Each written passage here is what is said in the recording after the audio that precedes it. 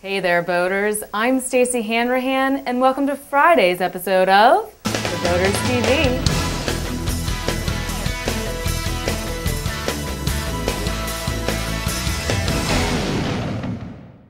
First up, our captain's caption photo was provided by Jonathan Southworth.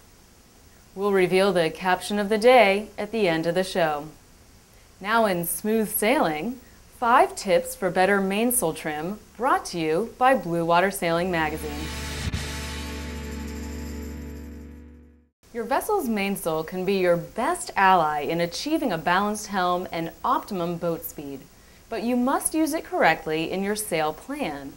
The staff at Blue Water Sailing offered 5 tips for better mainsail trim you may find helpful. First, remember to use the mainsail and rudder in sync. For example, as you turn up to sail closer to the wind, trim in the main to make the boat weathercock. And when heading off the wind, ease the mainsail so the bow can fall off easily. Their second tip is to use the telltales to trim the sail. When the sail is well trimmed, the telltales will stream straight aft. If they flutter onto the windward side of the sail, you should pull in on the main sheet. If they flutter on the leeward side, let the sail out some. Telltales are often out of sync because the sail has too much or too little twist. This brings us to their third suggestion. In light winds, you want more twist, so haul the traveler to windward a bit, ease the boom vang, and ease off on the outhaul. In stronger breezes, tighten the outhaul, haul down on the vang, and ease the traveler to leeward. Blue Water Sailing's fourth tip is to remember the old saying, reef early, reef often.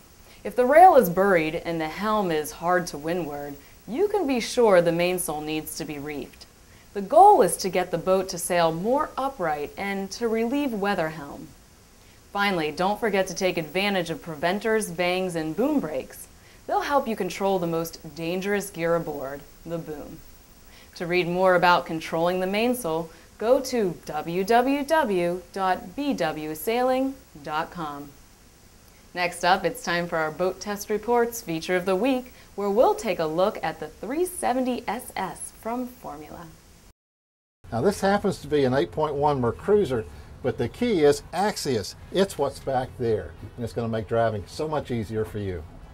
Axius is a seamless integration of multiple systems on board, starting at the dash with a digital throttle and shift, going all the way to the Bravo 3 outdrives on this boat. As you can see here on the stand, Axius combines the engine and the outdrive together to make control as easy as using a joystick on a computer.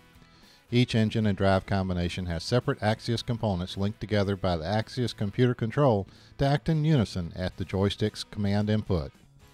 With the dramatic control and simple operation, you now can safely move from one boat to the other in a busy marina or anchorage. You can move laterally up to 7 miles per hour, and you can relax when pulling into the slip. Combining the Mercruiser advantages of digital throttle and shift, Axius piloting features such as auto heading, advanced yaw control, and vessel view, you now have unprecedented control, power, and peace of mind. Performance and pleasure are definitely hallmarks of Formula's 370 SS. On a brisk day, we tested the 370 SS in Tampa Bay.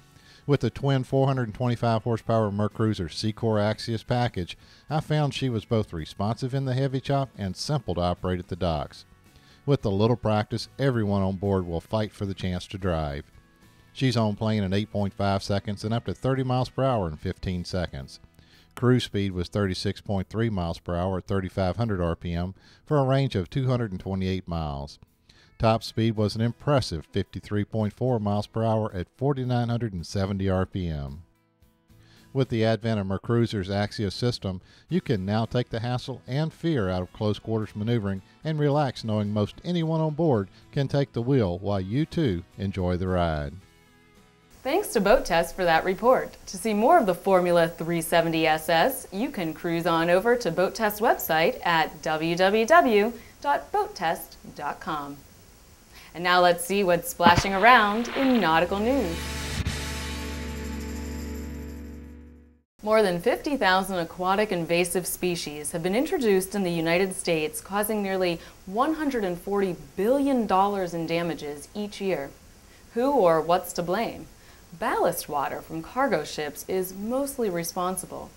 University of Michigan researchers are developing a brand new design for ships that would eliminate ballast tanks, therefore eliminating the non-native species free ride into U.S. waters. Freighters use ballast water for stability when they're not carrying cargo. The ballast water, collected in foreign waters, is then discharged into U.S. waters when freight is loaded. A ballast-free ship would replace ballast tanks with a network of large pipes that run from bow to stern. Instead of holding water, the pipes, called trunks, would allow for the constant flow of local seawater to pass through the ship's hull. The ballast-free ship concept has been patented and is intended for new vessel construction only. Researchers have built a 16-foot wooden scale model, and tests are underway at the Marine Hydrodynamics Laboratory. Besides eliminating invasive species, the design seems to provide significant savings in power needed to propel the ship. Early tests show a savings up to 7.3%. Good news for future ship owners. For more information on the project, visit the University of Michigan's website at www.umich.edu/news. Now it's time to reveal Stacey's TheBoaters.com Sealebrity profile pick of the day, which is Captain Ted and Captain Joanne and their 43-foot Hatteras, Tuition's Done. Their favorite place to cruise is Niagara-on-the-Lake. And they enjoy entertaining family and friends aboard Tuition's Done. Here's Joanne and handsome Toby posing at the dock.